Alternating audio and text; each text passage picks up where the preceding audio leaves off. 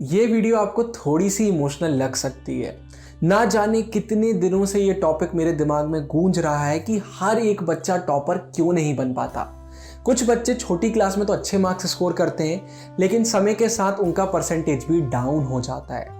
इसकी शुरुआत हुई थी एक कमेंट से जो चैनल पर आया था कि भैया हमारे लिए जितने भी कंटेंट क्रिएटर्स वीडियो बनाते हैं उनमें से ज़्यादातर खुद टॉपर होते हैं। तो वो टॉपर्स पर्सपेक्टिव हमारे ऊपर थोप देते हैं कि ये करना चाहिए, वो करना चाहिए, और जो असली प्रॉब्लम्स हैं जो वीक बच्चे और एवरेज बच्चे फेस करते हैं उन्हें वो नज़रअंदाज कर देते हैं। यार ये तो वैसी ही बात हो गई कि कोई बहुत डिप्रेशन में और उससे हम बोल रहे हैं कि स्माइल करो सब सही हो जाएगा। अरे कोई अंदर से ही खुश नहीं है तो वो हंसेगा कैसे, मुस्कुराएगा कैसे। जो बच्चे वीक हैं और एवरेज हैं उनके सामने कुछ बड़ी बड़ी प्रॉब्लम्स हैं जिन्हें हमें सही से डील करना होगा अगर हम टॉपर बनना चाहते हैं तो। लेकिन अब एक बहुत बड़ा सवाल आता है, वो प्रॉब्लम्स हैं कौन सी, जानेंगे आज की इस वीडियो में। तो देखिए, मैं कोई अलग नहीं हूं। मेरा और मेरे जुड़वा भाई देव का हाल भी सेम आपके जैसा ही है।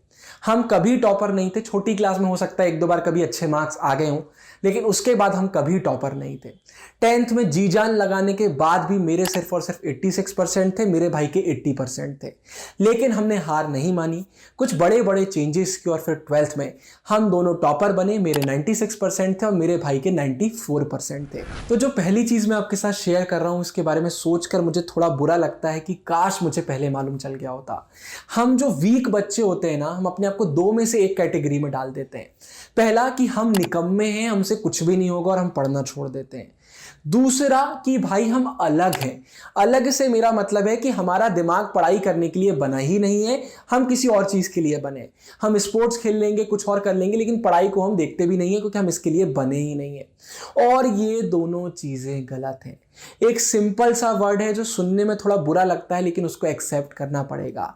वो ये है कि ना हम निकम्मे हैं, ना हम अलग हैं, हम सिर्फ और सिर्फ कमज़ोर हैं।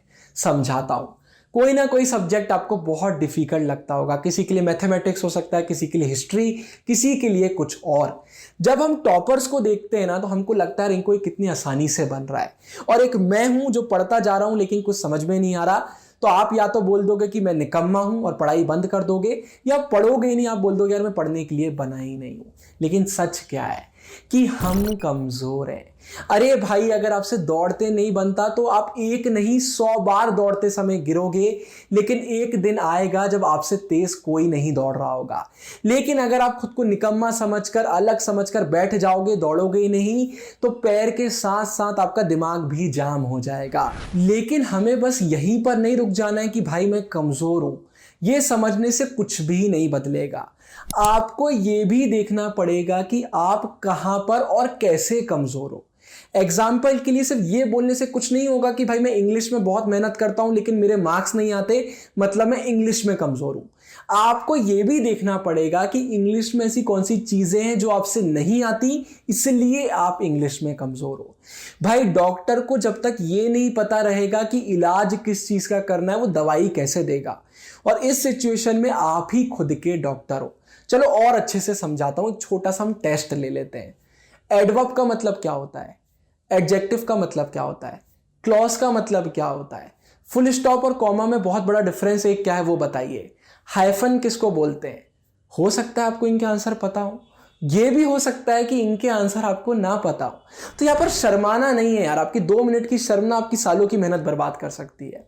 हमने ये क्वेश्चन करे खुद से, हमको मालूम चला यार मुझे तो इनमें से एक भी चीज का आंसर नहीं पता, मतलब मेरा इंग्लिश का ग्रामर वीक है। इसके लिए हम क्या करेंगे, उसको ठीक करेंगे यार। और क्या करेंगे, हम पुरानी क्लासेस की बुक निकालेंगे, हमारे पास नहीं है किसी से उधार ले लेंगे और उसको पढ़ना चालू कर देंगे। यहां पर शर्माना नहीं है यार कि मेरी क्लास में जितने बच्चे हैं अगर उनको मालूम चल गया तो वो हंसेंगे या उनसे तो ये सब आता है। अरे हर किसी से कुछ ना कुछ आता है, कुछ ना कुछ नहीं आता है। अब छोटी क्लास में हम में इतनी अकल नहीं थी कि उस समय हम ज्यादा ध्यान दे पाते, अब तो है। अब तो हम अपना फाउंडेशन सही कर सकते हैं। भाई बिल्डिंग कितनी भी बड़ी हो, अगर नीचे वाला फ्लोर स्ट्रांग नहीं है और वो गिर गया तो पूरी बिल्डिंग गिर जाती है। तो फाउंडेशन स्ट्रांग करना बहुत जरूरी है। और आगे अब सुन लीजिए इंपॉर्टेंट चीज, हर चीज का इलाज अगर आप खुद करने बैठ गए तो वो भी एक बहुत बड़ी प्रॉब्लम होती है। मदद मांगना सीखिए। अगर आप ऐसे बच्चे हैं जिसको मैं बोलता हूं मैथमेटिक्स में सर्कल्स चैप्टर नहीं बनता, तो हम कहां पर वीक हैं? हम उस चैप्टर में वीक नहीं है, हमें सर्कल रिलेटेड जितनी भी थ्योरम है, जितने भी फॉर्मूलाज हैं वो नहीं बनते। तो हम क्या करेंगे, अपने टीचर के पास जाएंगे और एडमिट करेंगे कि भाई मैं कमजोर हूं और मुझे सर्कल रिलेटेड कुछ भी नहीं आता है, आप मुझे समझा दीजिए। वो आपके सारे डाउट्स क्लियर कर देंगे और हो सकता है ना भी करें। अगर वो नहीं करते, हाथ जोड़े किसी और के पास चले गए। मदद मांगने में कुछ भी बुरा नहीं है। अगर आप कुछ भी पढ़ रहे हैं और आपको एनसीईआरटी बहुत डिफिकल्ट लगती है, अब आप क्या करेंगे? वीडियो देख लीजिए यूट्यूब पर किसी अच्छे टीचर की। अब आपको वो डिफिकल्ट जो वर्ड आ रहे हैं उनके मीनिंग भी मालूम चल जाएंगे। तो पूरी मेहनत हम खुद नहीं करेंगे, हम दूसरों की मदद लेंगे। अच्छे लोगों से मदद लीजिए, वो आपकी मदद जरूर करेंगे। सबसे पहले मानना है कि हम कमजोर हैं, कहाँ कमजोर हैं उसको जानना है, उसमें हम क्या कर सकते हैं वो देखना है, और जो करना है अगर उसमें कोई हमारी मदद कर सकता है तो उसकी हमें मदद लेना। इसके बाद आखिरी के जो कुछ पॉइंट हैं थोड़े से इमोशनल हो सकते हैं। सबसे पहला आता है भूल जाओ। ये दुनिया, हमारी इंडियन सोसाइटी कुछ जगहों पर कुछ ज़्यादा ही जालिम है। ये हमें दिन भर परेशान करते हैं, तू कुछ नहीं कर सकता, तू गधा है, तेरे बस की तो बात ही नहीं है। अपने भाई से सीख, अपनी बहन से सीख। शर्मा जी के बेटे को देखा है, सबको देखो दुनिया में कितने आगे बढ़ रहे हैं। एक तू है जो पढ़ता ही नहीं है, दिन भर रोती रहती है, दिन भर रोता रहता है। वो ये नहीं देखते कि हर कोई खुश रहना चाहता है, हर कोई आगे बढ़ना चाहता है, लेकिन ज़िंदगी में कुछ ऐसी प्रॉब्लम्स हो जाती हैं जिसके कारण हम नहीं कर पाते। लेकिन कहाँ, दुनिया तो ऐसी ऐसी चीज़ें बोल देती है जिसका हमें ऐसा लगता है हम कान बंद करके बस बैठ जाएं। तो आप सबको वही मैं एडवाइस देना चाहूँगा जो मेरी मॉम डैड से मैंने सीखा है कि भूल जाओ। इस दुनिया में किसी के पास भी इतना राइट नहीं है कि वो बता सके कि आप असलियत में कौन हो। ये राइट सिर्फ और सिर्फ आप रखते हो।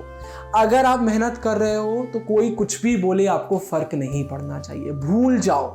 देखिए, जो जख्म है अगर आप उनको बार बार खुरेचेंगे तो दर्द बढ़ेगा, लेकिन उसको अगर आप खुला छोड़ देंगे तो एक दिन वो ठीक हो जाएगा।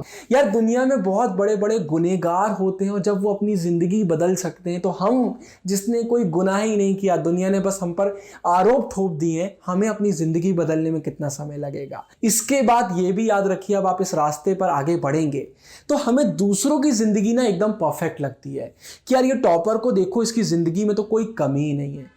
24 घंटे उसके साथ बिताइए, आपको उसमें भी कमी दिखने लगेंगी। तो किसी की लाइफ भी परफेक्ट नहीं है, लेकिन टॉपर्स अपनी इम्परफेक्ट लाइफ को ही पसंद करते हैं। अगर वो मेहनत करते हैं और उनको रिजल्ट नहीं मिलता तो वो रोते नहीं है और मेहनत करते हैं। किसी दिन गिर जाते हैं तो फिर से खड़े हो जाते हैं। तो हमें भी ये चीज़ हमेशा याद रखना है कि लाइफ परफेक्ट नहीं है, इम्परफेक्ट है, लेकिन रुकना नहीं है, फिर खुद को पुश करना है और हमें लड़ते रहना है और सिर्फ लड़ते रहना है। लेकिन याद रखिए, फाइनल एग्जाम बहुत पास है, तो कम समय में ज़्यादा लड़ाई हमें लड़ना है। तो उसके लिए ऊपर वाली वीडियो पर आप क्लिक कर सकते हैं। मैंने बताया है कि सिर्फ 15 दिनों में आप अपना सिलेबस कैसे कंप्लीट कर सकते हैं। वीडियो पसंद आई तो लाइक करिएगा। कोई भी आपका डाउट है, आप कुछ शेयर करना चाहते हैं तो कमेंट सेक्शन जिंदाबाद। इस वीडियो के लिए इतना ही। Signing off, good day.